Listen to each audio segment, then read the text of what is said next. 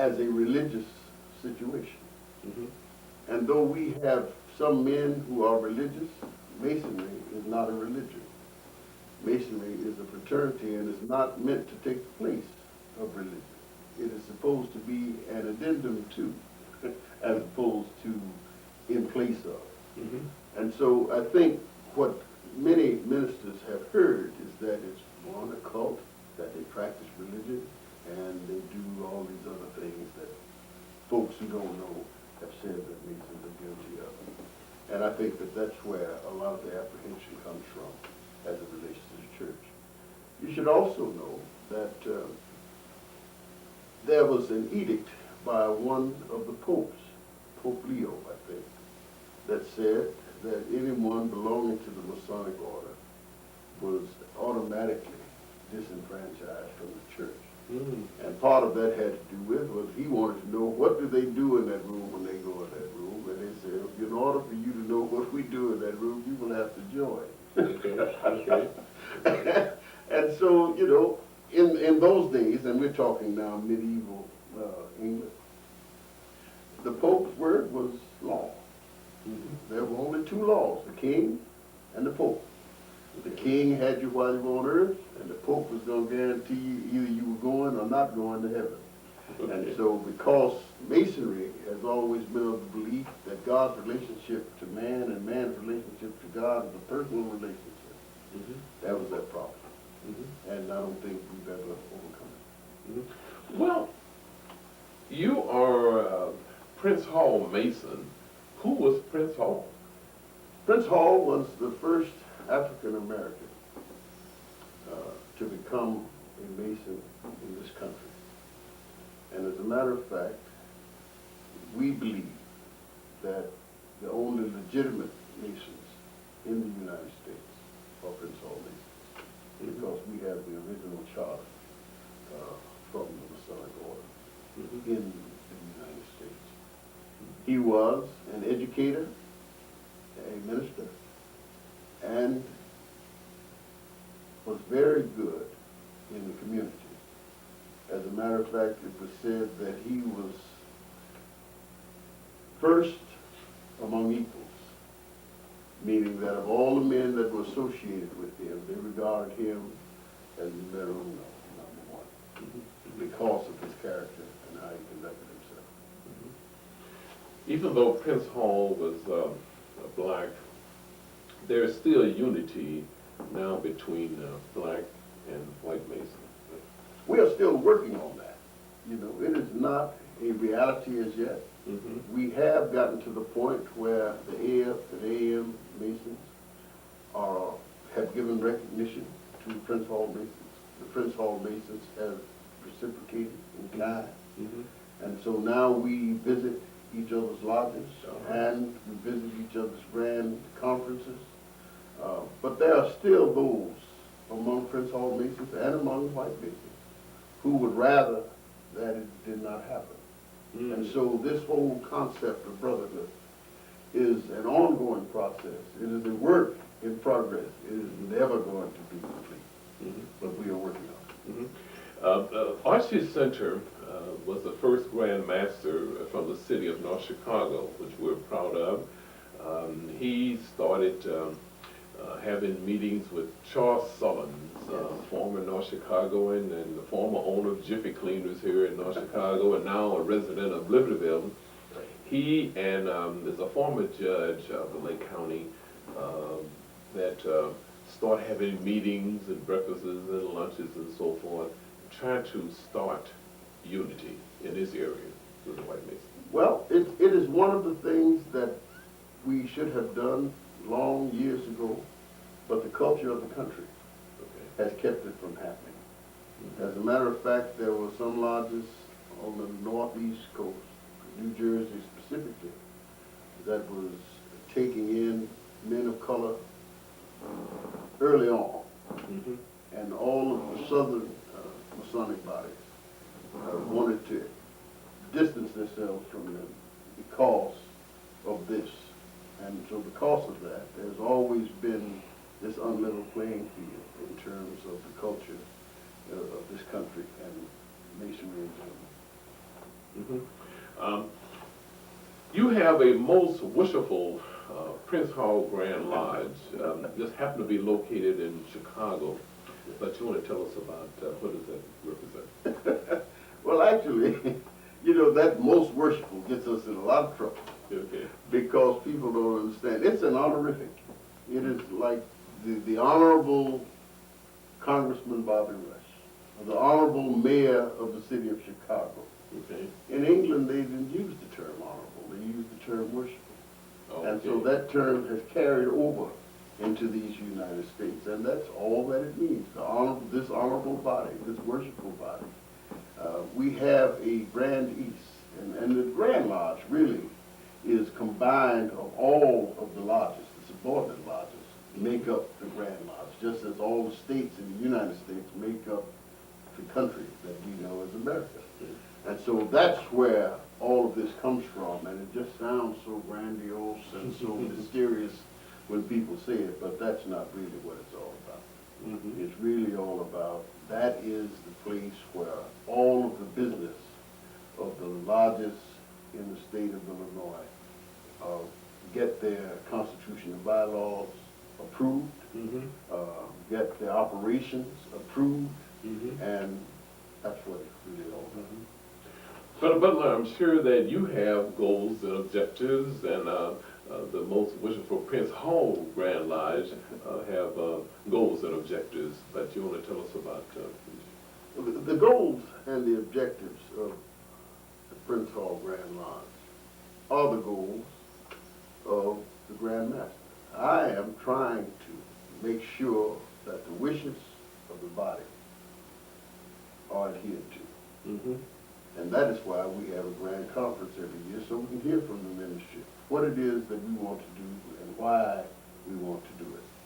We own a beautiful piece of property at 42nd and Cottage Grove, which is now right in the heart of the gentrification of the south side of the city of Chicago. Okay. It has been there for years. Prince Hall Masonry bought it in 1957. And we are about the business now of rehabbing that building. Mm-hmm. We have already spent $1,300,000 in it. We expect that before we're through, we'll be shortly over $2 million rehabbing. They are planning to build, and when I say they, the Thrush Corporation is planning to build some moderate and low-income housing directly across the street from where our building sits. Mm-hmm. We will then acquire several lots directly to the east, which are now owned by the City and Habitat Corporation, in order to make that project go forward. We think that when we are finished, we will have a beautiful building owned by all of the Prince Hall Masons and Orders of the Eastern Star of the state of Illinois. It is our meeting place. In the first district, there are approximately 2/3 of all of the Masons and Eastern Stars in the state of Illinois live in and around Chicago. Oh. And so most of the lodges meet there. And that's really what it's designed to do. But as we go forward, we plan to have daycare. We plan to have some senior citizens operations, because during the daytime hours, the building is empty. Okay. And so we can run all kinds of programs through the building during the daytime hours and still not interfere with the operations of the lodges and chapters who will be meeting there in evening. Mm-hmm. Grandmaster, you have a most wonderful Prince Hall Grand Lodge credit union also, right? Well, yes, we do. Yes, we do. And it's smaller than it ought to be, but it's bigger than it was. Okay. You know, Okay. and what we are trying to do is to instill in our membership that it's important for them to be a financial player in the world. I mean, when you talk in terms of $2 million in today's world, that is really not a lot of money. Right. Yeah. And when I joined the credit union some 10, 12 years ago, I used to always make the parable of United Airlines. I said United Airlines was purchased through that credit union, which tells you the ability of a credit union, what the kinds of things that you can do. We could finance homes, we could finance automobiles, we could finance education, we could finance all of those things through our own credit union if all of the brothers and sisters start to participate. And that is one of the goals that I believe we ought to achieve. And it shouldn't take a lot of time to do that. One of our main problems is that there's always this element that is distrustful and not wanting to cooperate. And yes, even in Masonry, we have some people that are distrustful and are not willing to cooperate. But we're working on that bill, and we hope that pretty soon those things will change. Well, it starts with the beginning of mankind. That must have been some strange fruit that Adam ate when offered by Eve. Well, I don't want to deal with it. And ever since that, there's been sin in the world. Well, I'll leave that up to the ministers. I won't bother. Well, that's a fact of life. You know. Okay, we mentioned that. Well, let's take a look at sisterhood. Women are not excluded from the because you have adopted women as part of the sisterhood. Right? You know, that has been, I guess, one of the misconceptions. Actually, the Order of the Eastern Star and the Heroines of Jericho and the Templars Crusade and the Ladies of the Golden Circle and the Daughters of Isis are all the female counterparts to all of the male bodies in Masonry. Okay. In Masonry, and you must, and I know that you do understand, but I'm saying this now to your audience. In order to be a Scottish Rite Mason, in order to be a Knights Templar, in order to be a Shriner, you first have to be a Mason. Okay. That is the foundation to all of these other affiliated bodies. Okay. All of the female houses are attached in a similar sense. For instance, wives, sisters, daughters, widows of Master Masons can join the Order of the Eastern Star. If they want, they can join the Heroines of Jericho. But it does not mean that you have to belong to the Order of the Eastern Star to join any of the other female houses, as you have to be when you go up the chain, as it were, on the male side of the fraternity. So for years we have been arguing about that, and when I say we have been arguing, the fraternity in itself, as in some jurisdictions, the Heroines of Jericho are the oldest and are attached to the Master Masons. In other jurisdictions, the Order of the Eastern Star is the predominant female house. But none of these houses can exist without having a Master Mason involved in some fashion. This is fantastic. In addition to sisterhood, well, before we go forward, a Master Mason has to be present in Eastern Star meetings. Yes, right? That's what the Constitution and bylaws require. Okay. And the Constitution and bylaws of every female chapter requires the presence of a Mason. Okay, okay. You also are doing some work with youth too, right? You give scholarships to youth, and you also have a youth fraternity. Yes, we do. We have a youth fraternity, both male and female. The female order is involved with the Order of the Eastern Star. The males, of course, involved with the Master Masons. We take them from as young as 5 years old up to age 18, at which time they are eligible then to become Master Masons if they so choose. Used to be you had to be 21 before you could become a Master Mason. But because of the world that we live in and how things are starting to change, and the fact that at one time men were being drafted into the Army at the age of 18, we decided that we would lower the age to 18 so that they could come in when they reach that majority. And we do have scholarships, and we do wonderful kinds of things. But the important thing is that we're not supposed to brag about it. We're just supposed to do it. Okay. There's this wonderful story about the lady says, I want to know what Masonry is all about. And she kept asking her husband, what is this masonry all about? He never would tell her. He just keep putting it off, putting it off, putting it off. And as the story goes, he gave her a shawl, and this shawl was really beautiful and unique. And sometime later, she went into town and she saw this shawl on this beautiful young woman. Mm-hmm. And she said, I wonder how she got that shawl. And because she had given it back to her husband, he told her he wanted it for something. So naturally she assumed that her husband was having a fling with this young woman and had given her the shawl. And so she followed the young lady home and found this little old shack back in the woods. And she knocked on the door, and the young lady opened the door, and she said, you know, I saw that shawl, and I was so admiring it that I decided that I would come and ask you how you got it. And there was an old lady sitting by the fireplace, and she said, honey, tell the lady to come in. Don't be rude. You come in, darling, sit by the fire. So the lady comes in and sits down. And she says, I was just telling your daughter how much I admired the shawl, and I was wondering where she got it. Mm-hmm. And she said, well, you know, my husband died a couple of weeks ago.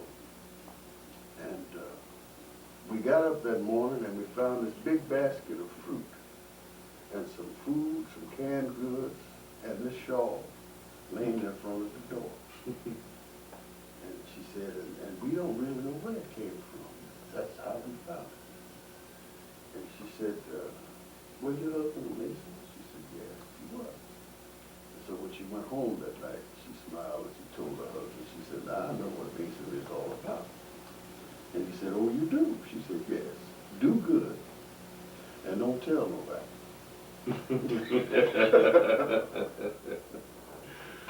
Brother Butler, in the churches, we always refer to the book of Hebrew, which says, forsake not assembly. And in other words, you to benefit from the church is not in your home. It's you have to go to church. But in Masonry, I always refer to, I guess, 133rd Psalm. It's like how good and how precious it is for brethren to dwell together in unity. Yes. And that's one of my favorite chapters in the Bible, and that's very meaningful to me. That's what we're trying to do. Indeed. Bring the Masons together in unity. Well, what we're supposed to do is to practice out in the community what we learn in the lodge. Okay? So we can't say that we believe in brotherly love, belief, and truth inside of the lodge, and then go outside and tear all of that down. Mm-hmm. And I think oftentimes, especially some of the younger members who come in, have a tendency to think that this is a college fraternity. Mm-hmm. And that they can drink beer, bang on the tables, and jump up and down and have a great time and say they're Masons, which is absolutely incorrect, improper, unmasonic, and unlawful in a lot of instances. Okay. But we are fighting our way through that because they have not been trained properly. Mm-hmm. And so what we have to do, you and I, is to work harder with the young brothers who are coming in, try to get them to understand that there is this tie that cannot be broken, and that we need to conduct ourselves outside of the lodge as we're taught to conduct ourselves in the lodge. Same thing as people that are church members.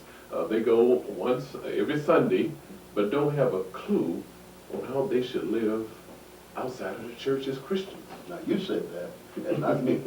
Masons are in enough trouble messing with the church. I'm not going to step into their water. But what about,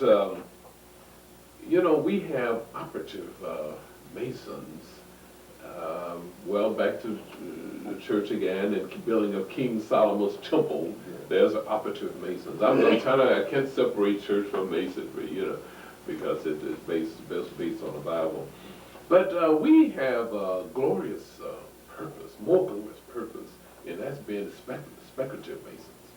Well, now I'm going to flip the position. Okay. What does that mean? What does it mean to be a speculative Mason? Okay. Operative Masonry we know what operative masonry is. That's Okay. folks that lay the Lay bricks, brick, okay. and build the buildings, Mhm. construct the stone, and do all of that kind of work. Masons are supposed to be that building not made by hand. Ah, okay. The internal man. Mhm. This is where the speculative mason comes in. There's a passage in the scripture that says, upon this rock I build my church. Mhm. And so we're talking now about the spiritual person, the person that leaves this body at some point in time, who the only thing that will be left is the work that he or she does. Mhm.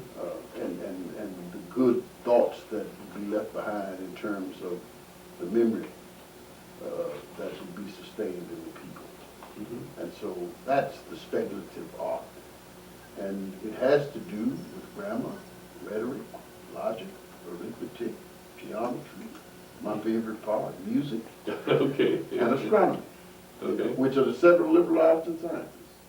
And oftentimes we get younger brothers in who have no concept of the seven liberal arts and sciences and don't want to deal with it at all because they're too busy being master masons. Okay, okay. There are many public observances that people can observe Masons that if you want to describe a few that... Well, one of the most, I guess, interesting is the public installation. When all of the elected heads of the different lodges are assembled in one place and sworn into office, and the public is invited, and then family members are invited, and it's really a very beautiful ceremony. Mhm. As a matter of fact, some of the things that are said in that ceremony are so real and so true, and goes again to the speculative.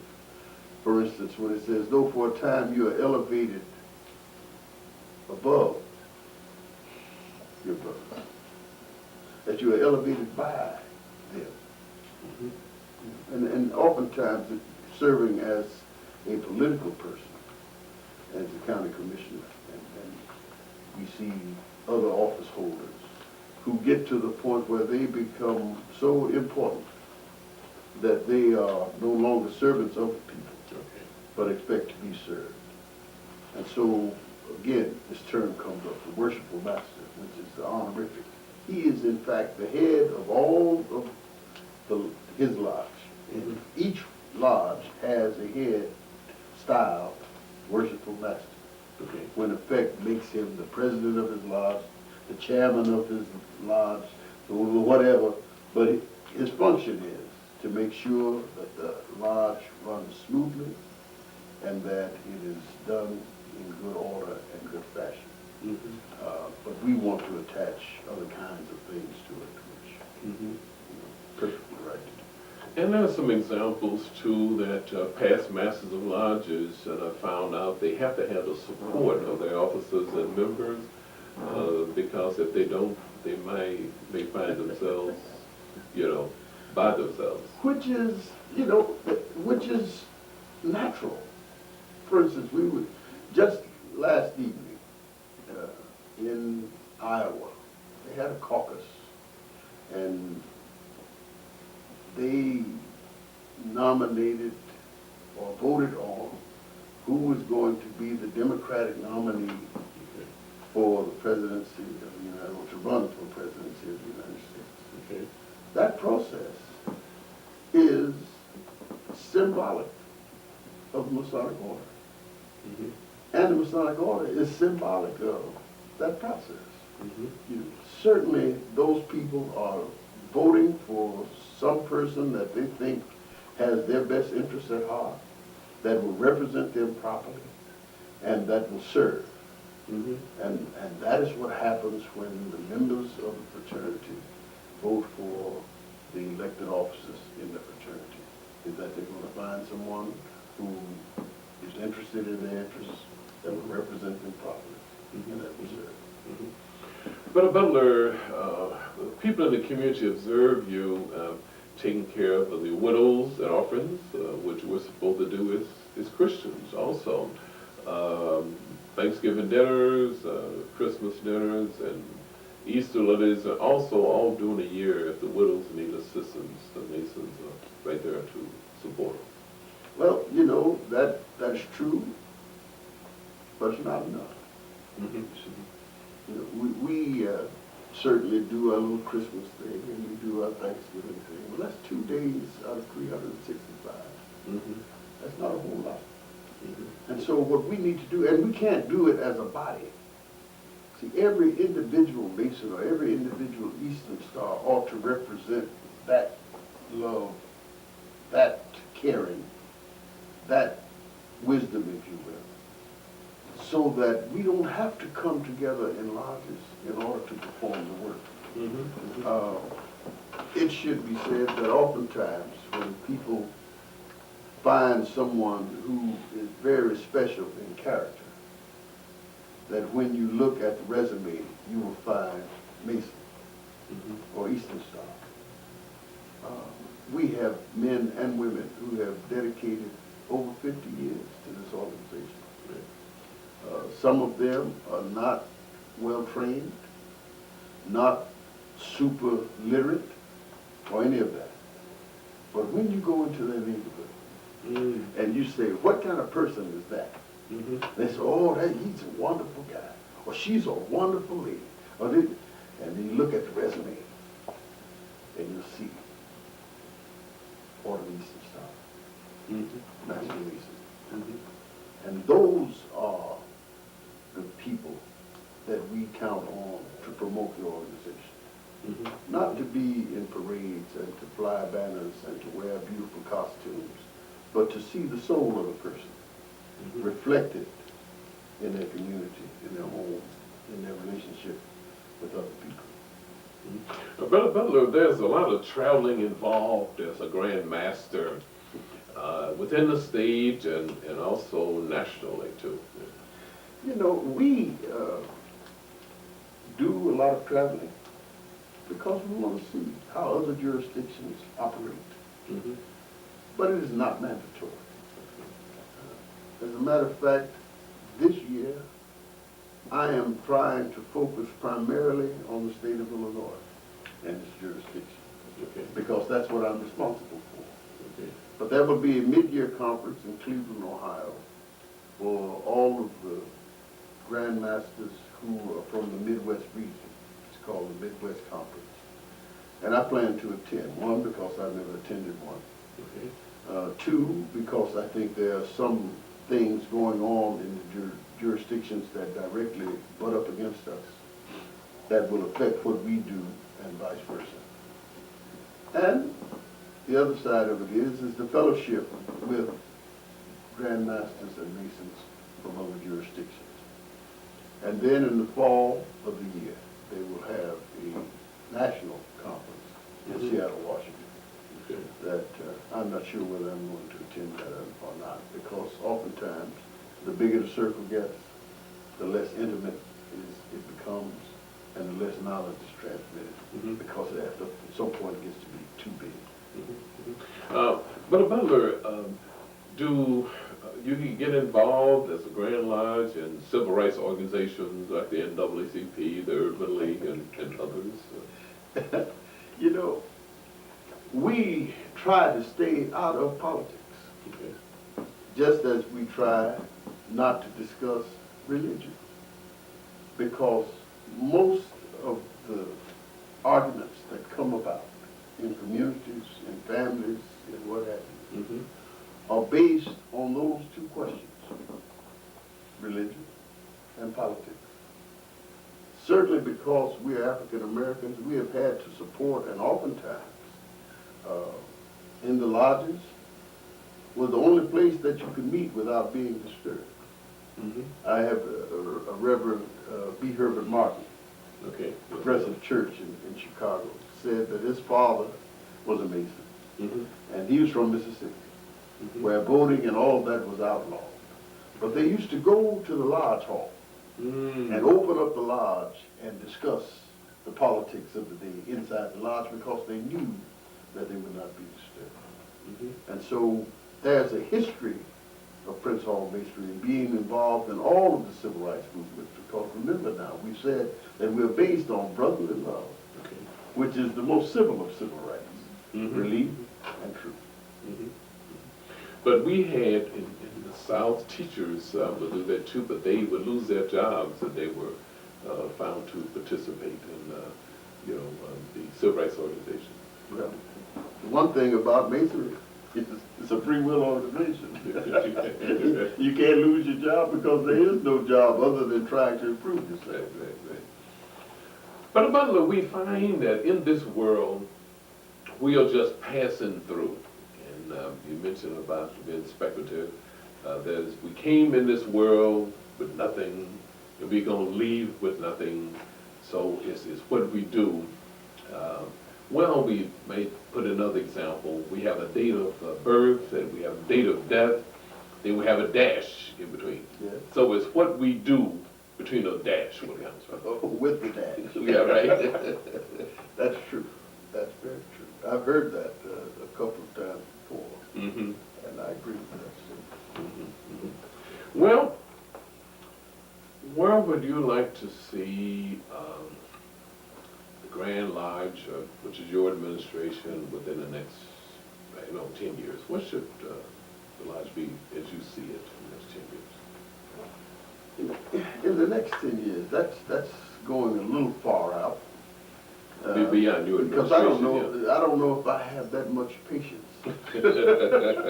See, I believe this, that number one, we talked about that building, and I really want to see that building become a first-rate, first-class building, so that the sisters and brothers who come there to meet can walk in there with pride and awareness that it is their structure, that they did it, and that we want them to enjoy it to the fullest.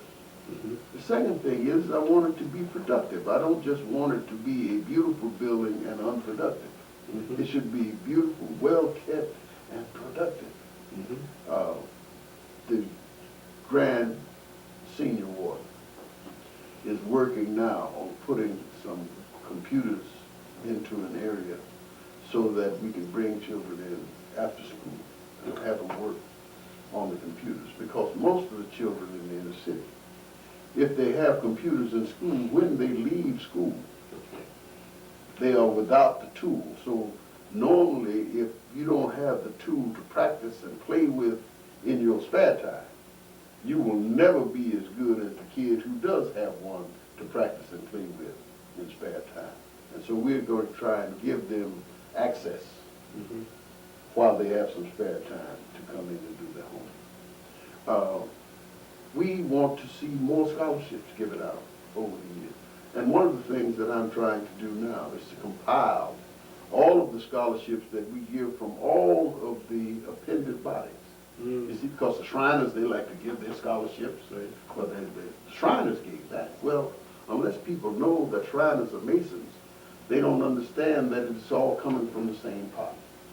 And so we need to let people know that even though we may be called by a different name, that in fact we are all Masons, that we all share in the same desire, and that is to improve our community and the betterment of mankind throughout the world.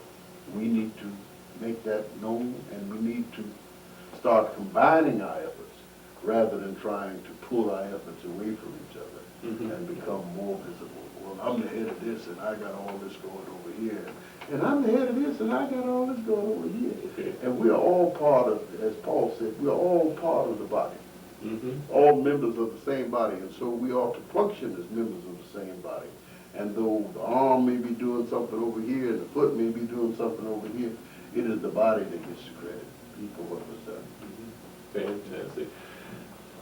In North Chicago, we have another person too we're proud of, and that's Oliver Washington Jr., My good friend. who's, in line to be imperial potentate of the world. They say it's any good can come out of Nazareth.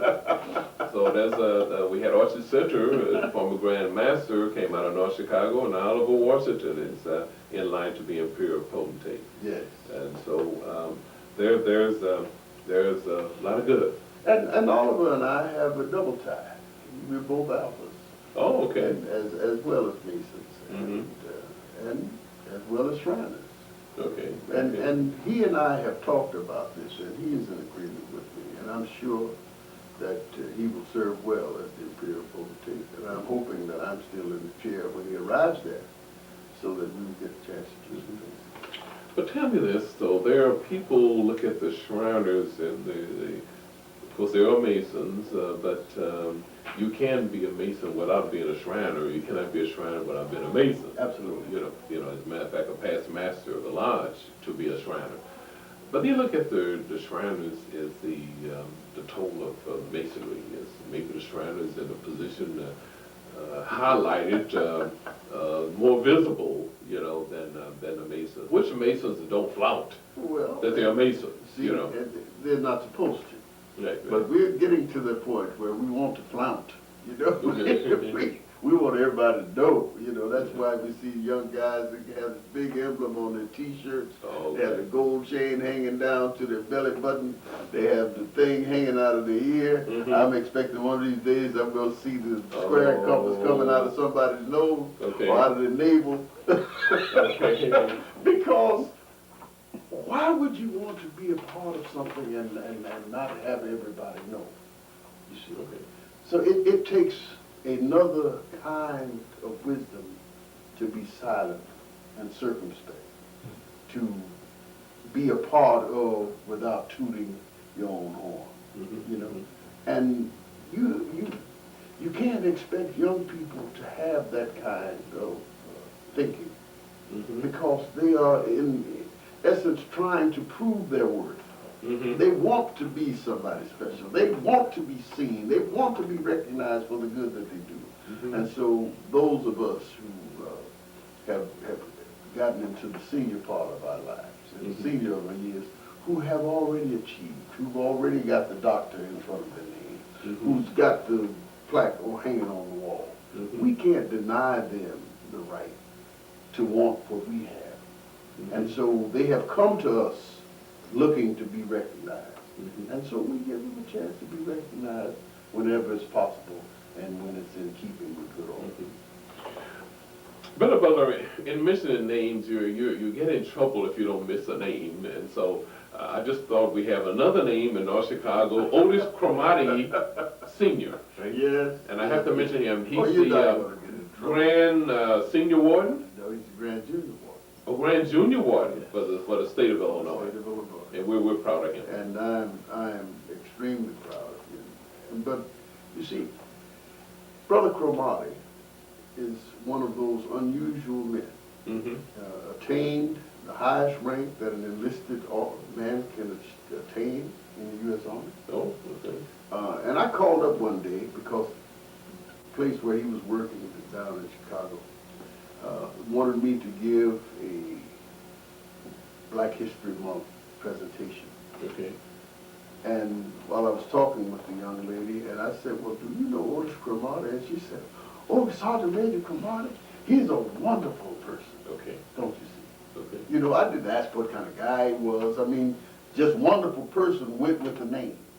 Like doctor goes with your name. It's just part of the man. Okay. And so I think we're extremely fortunate to have Brother Cromartie. We have Reverend William Redmond, who is the Grand Senior Warden. We have Angelo Jones, who is the Deputy Grand Master, who will assume to the chair after I finish my term. A young brother by the name of Millard Driscoll, who is our Grand Lecturer, who I think is going to do a magnificent job. As a matter of fact, I am extremely proud of our whole line. I think our line of succession is in good shape, and we have some good people who are going to be working after I pass the chair. Brother Butler, let's talk about the population of Masons in the state of Illinois. We know that when you were young, coming to Masonry, Watch that when you were young. I know you're proud to be your age, and we're proud. Younger. You didn't have to go there. But why are you in Sunflower County? That better. Why are you in Sunflower County? Masonry was the primary organization, we heard about persons that maybe had gotten a little difficulty and disappeared from the south to the north, and in a mortuary, in caskets, they shipped them up, and many things happened. But now, is there other interests like fraternities and other organizations now that taking our young men away from masonry? You see, I don't believe that any organization offers what Prince Hall Masonry offers. Okay. Certainly now we are in competition, if you please, with the Alphas and the Kappas and the Qs. Mm-hmm, mm-hmm. But we have Alphas, Kappas, and Qs who are Masons. I just told you that. Right. Brother Washington and I share some same interests from the college fraternity level. Mm-hmm. Now you have an organization like the 100 Black Men, Okay. which is a fairly new organization. They're doing some wonderful things, but I would swear to you that there are probably some Masons floating around in the 100 Black Men. Yes. You see? And so we can belong to all of these organizations and still belong to Masonry.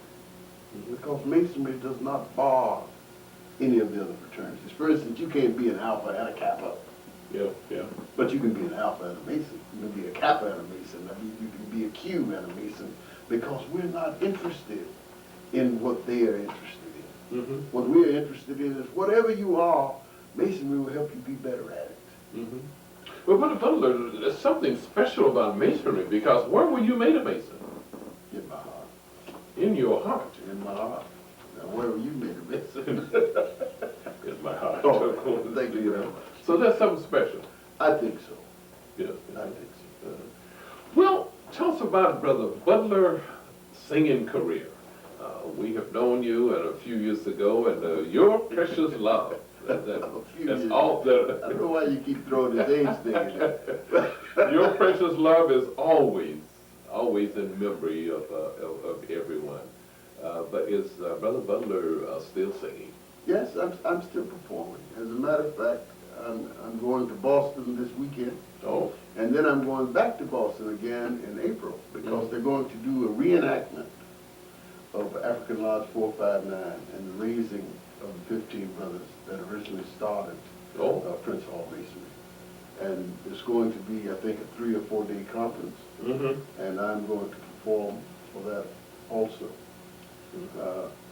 But yes, whenever people talk to me about being a county commissioner or being a Mason, I tell them that I'll never leave the girl that brought me to the dance. The girl that brought me to the dance was a song called For Your Precious Love. Okay. Written in high school when I was 14, 15, didn't know what I was talking about, just dreaming about Mrs. Perfect whenever she showed up. Mm-hmm. Mm-hmm. And so that was what the whole song was about. It wasn't about being in love, it was about wanting to be in love. And how being in love would be for a poor guy like me. Because the darling, they say that our love won't grow, but I just want to tell them that they don't know, because as long as you're in love with me, our love will go wider, deeper than any sea. It was a poem. Okay. And we turned it into a song at the suggestion of some old man who was probably a Mason. Well, there should be a book written. Have you thought about writing a book? Well, I've written a book. It's called Only the Strong Survive. I think I mentioned it earlier. And that's another song too, right? Yeah, that's another song. Well, my whole life has been a combination of songs. Oh, okay. But we did a book, and when I say we, I'm talking about my brother-in-law, Earl Smith, who is a professional journalist. And I we worked on it. The Indiana University Press published it as part of their Black Studies program. And it is out there and still selling very well. But certainly there should be lots of books written. As a matter of fact, people always complain about secrecy of Prince Hall Masonry or Masonry. Well, I've been told there are about 60,000 books written on Masonry. Wow. It's hard to keep a secret when there's that much information out there. I just invite folks to open up the books and read. But Butler, we can't end the program without talking about family support. Yes. Most important, which is one of the reasons why the Eastern Stars exist. The Eastern Stars and the Ladies of the Golden Circle and the Daughters of Isis and the Heroes of Jericho were designed to give support to their husbands, brothers, fathers, uncles, Mothers, widows. yes, What about Butler's 44 years yes, of marriage? 44 years of marriage, and I tell everybody that if it were not for Annette Smith Butler, it could not have happened. Right. Yeah, she's a special lady, and we've been together for a long time. As a matter of fact, she doesn't even like for me to discuss it. You make people think I'm old. Right. Well, maybe we can do a program sometime with brother and sister Butler. That'll work. Fantastic. Ladies and gentlemen, we've been talking with brother Jerry Butler, Grand Master, Prince Hall, Free and Accepted Masons, State of Illinois, and jurisdiction. We're happy that he's traveled from Chicago, where the most wishful Prince Hall Grand Lodge is located. As a matter of fact, on 42nd and Cottage Road. 42nd place. 42nd place in Cottage Road. Right on the corner. Okay. And we've been discussing brotherhood, sisterhoods, how should Masons act, and how should Masons project themselves so that others may want to become a part of the group. This has been Community Forum. My name is Dr. Wandell Brooks Sr., your host.